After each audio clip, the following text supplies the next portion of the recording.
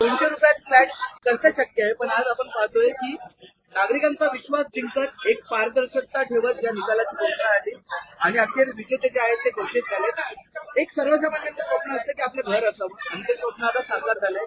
कशा प्रकारे या कार्यक्रमाचं एकंदरीत स्वरूप होतं?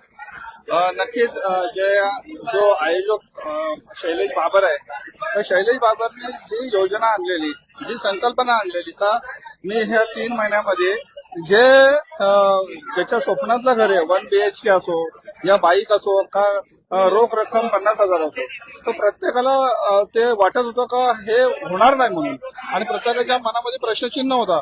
पण ते शैलेश बाबरने या 31 डिसेंबरला लकी ड्रॉ ओपन करून प्रत्येकाचा जो गैरसमज होता, जो अविश्वास होता, ते विश्वास त्यांना दाखवून दिला.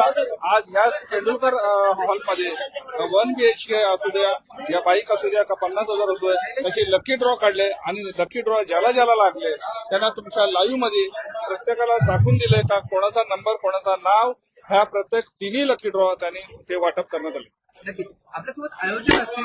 खरं तर खूप अवघड दिवस होते हे, जेव्हा तुम्ही अनाऊन्स केलं, जेव्हा तिकीट विक्री चालू होते. अनेक अडथळे आले, अनेक कायदेशीर गोष्टींना देखील तुम्हाला सामोरं जावं लागलं. परंतु न डगमगता सर्वसामान्यांना जे आश्वासन दिलं होतं, जो शब्द दिला होता, त्या शब्दावरती तुम्ही खरे उतरलात.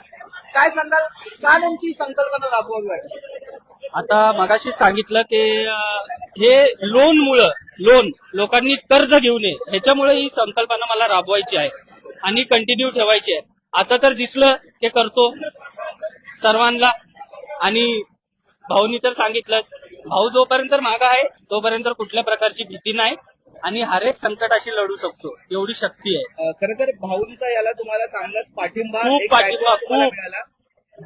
भाऊंबद्दल काय सांगाल की प्रत्येकाचं एक स्वप्न असतं आणि त्यांची जेव्हा तुमच्या पाठीवर थाप होती ते कसं शक्य झालं? भाऊंबद्दल किती म्हणजे काय सांगायचं काय आणि किती सांगायचं तेवढं कमी आहे.